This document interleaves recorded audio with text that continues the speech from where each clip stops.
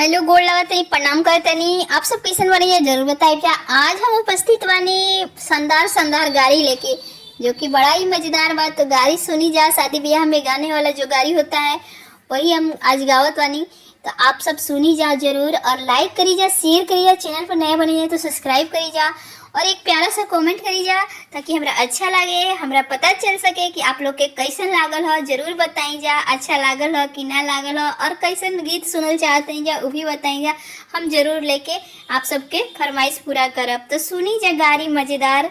किया हो कवन समधि सोनामा हेरइले, की हो जी किया हेरइले मटर माला, की हो जी किया हेरइले मटर माला, किया हो कवन समधि सोनामा हेरइले, किया हो कवन समधि सोनामा हेरइले, की हाजी किया हेरइले मटर माला, की हाजी किया हेरइले मटर माला, नाही हो कवन समधि सोनामा हेरइले, नाही हो कवन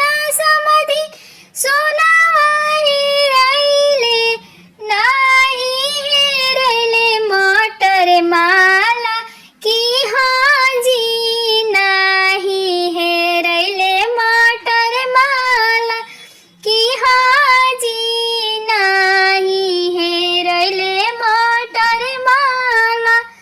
सोनामा अइसन हमर धनिया हेरइली, सोनामा अइसन हमर धनिया हेरइली, की हाजी उनको खोजन हम आइनी, की हाजी उनकर खोजन हम आइनी।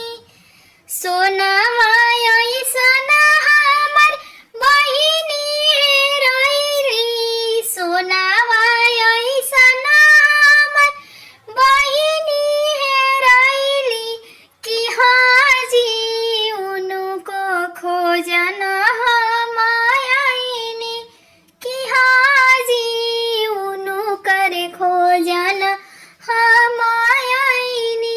किया हो कवन समधि सोनामा हेरइले, किया हो कवन समधि सोनामा हेरइले, की हाजी किया हेरइले मटर माला, की हाजी किया हेरइले मटर माला, नाही हो कवन समधि सोनामा हेरइले, नाही हो कवन समधि सोनामा हेरइले, की हाजी नाही हेरइले मटर माला, की हाजी नाही हेरइले मटर माला।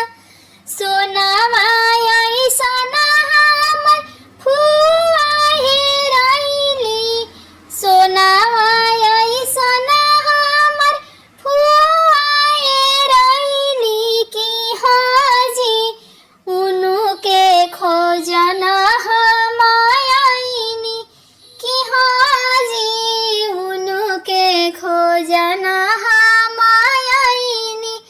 सोनामा अइसन हमर मौसी हेरइली, सोनामा अइसन हमर मामी हेरइली, की हाजी उनके खोजन हम आइनी, की हाजी उनके खोजन हम